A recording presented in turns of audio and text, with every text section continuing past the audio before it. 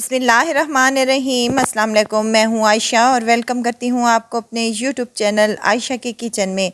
आज मैं लाई हूँ आप लोगों के लिए स्पेशल ईद के लिए एक नहायत ही मज़ेदार और आसान से डिज़र्ट की रेसिपी, जो सिर्फ़ और सिर्फ 20 मिनट में बनकर ये तैयार हो जाता है।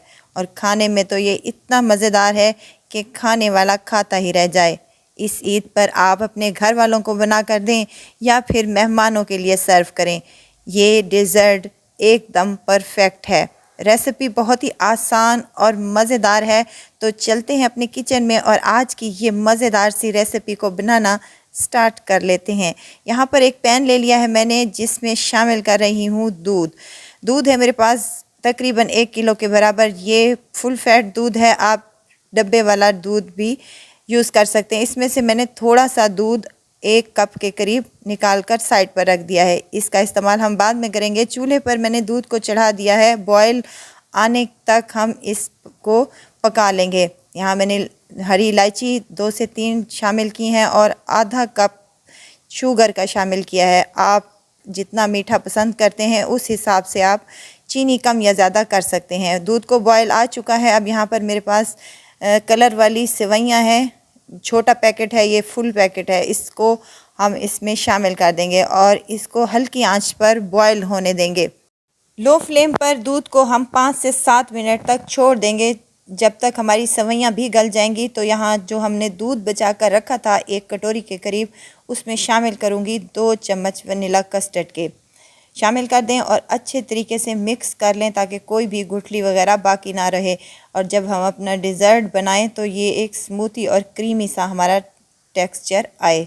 यहाँ सेवइयाँ माशाल्लाह से हमारी गल चुकी हैं, ये देखें हाथ की मदद से टूट रही हैं। तो यहाँ हम अपना कस्टर्ड जो हमने घोल कर रखा था उसको एक दफ़ा फिर से हम घोल लेंगे ताकि ये नीचे ना बैठ जाए। और इसको थोड़ा थोड़ा करके हम इस दूध में शामिल करते जाएंगे। जैसे ही हमने थोड़ा थोड़ा करके इसमें शामिल करना है और साथ में ही चम्मच को भी हिलाते रहना है ताकि कोई भी गुठली वगैरह ना बने और हमारा मज़ेदार सा और क्रीमी सा यहाँ पर डिज़र्ट बनकर तैयार हो जाए। तमाम कस्टर्ड मैंने इसमें शामिल कर दिया है। अब 2 से 3 मिनट तक इसको मज़ीद पका लें ताकि ये अच्छा सा गाढ़ा भी हो जाए और इस कस्टर्ड का जो कच्चापन है वो भी दूर हो जाए। यहाँ 5 मिनट हो चुके हैं मुझे मज़ीद पकाते हुए। तो माशाल्लाह से बेहतरीन सा हमारा यहाँ पर कस्टर्ड सेवइयाँ तैयार हैं। इसको साइड पर रख देंगे ठंडा होने के लिए। दूसरी साइड पर यहाँ पर मेरे पास बिस्किट हैं, कोई भी आप ले सकते हैं। मैंने यहाँ पर चॉकलेट वाले बिस्किट लिए हैं। इनको चॉपर में डालकर इनका चूरा तैयार कर लेंगे। यहाँ अगर आपको मेरी वीडियो ज़रा सी भी अच्छी लग रही है तो प्लीज़ मेरे चैनल को लाइक करें, सब्सक्राइब करें और साथ में बेल आइकन के बटन को भी ज़रूर प्रेस कर दिया करें ताकि मेरी हर नई आने वाली वीडियो आप तक पहुँचती रहे।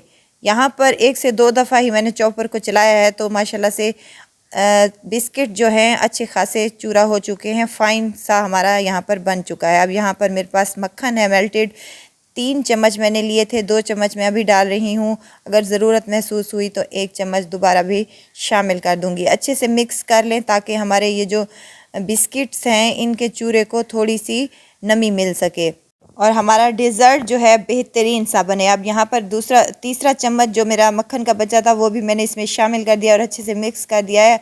अब सर्विंग डिश ले लेंगे और उसमें ये हम चूरा किया हुआ बिस्किट शामिल कर देंगे और चम्मच की मदद से इसको अच्छे से फैला लेंगे। इसका हम एक बेस बना लेंगे। यहाँ कोई गिलास की मदद से इसको अच्छे से प्रेस करते हुए इसकी एक हम बेस तैयार कर लेंगे और इसको तकरीबन आधे घंटे के लिए हम फ्रिज में रख देंगे ताकि ये बिल्कुल सेट हो सके।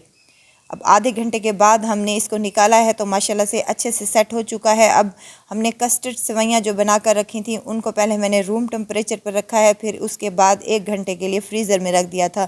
तो माशाल्लाह से बेहतरीन और मज़ेदार सी ठंडी ठार हमारी ये डिज़र्ट मज़ेदार सी तैयार हो जाएगी। यहाँ कस्टर्ड सेवइयाँ बना कर रखी थी वो इसके ऊपर अप्लाई कर देंगे, अच्छी खासी तह लगा देंगे। अब यहाँ पर मेरे पास रेड वाली जेली है, अगर आपको कोई भी कलर और दूसरा पसंद है तो आप वो भी ले सकते हैं। यहाँ तमाम मैंने इस सेवइयों वाले कस्टर्ड के ऊपर जेली अप्लाई कर देनी है।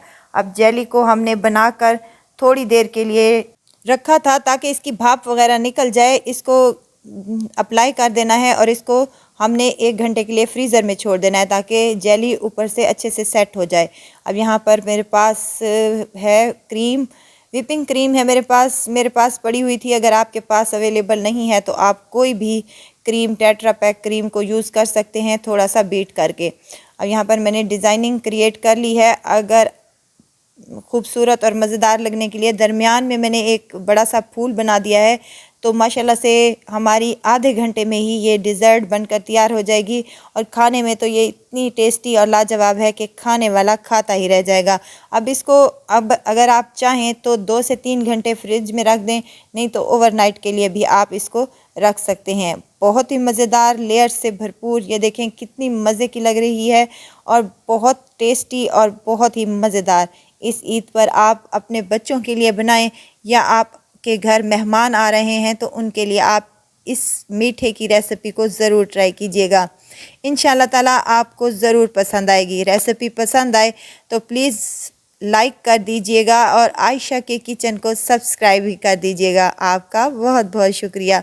तो इजाज़त चाहती हूँ, फिर आऊँगी इंशाल्लाह नई और मज़ेदार सी चटपटी रेसिपी के साथ। आयशा को दीजिए इजाज़त। अपना बहुत सारा ख्याल रखिएगा, दुआओं में मुझे याद रखिएगा। अल्लाह हाफिज़।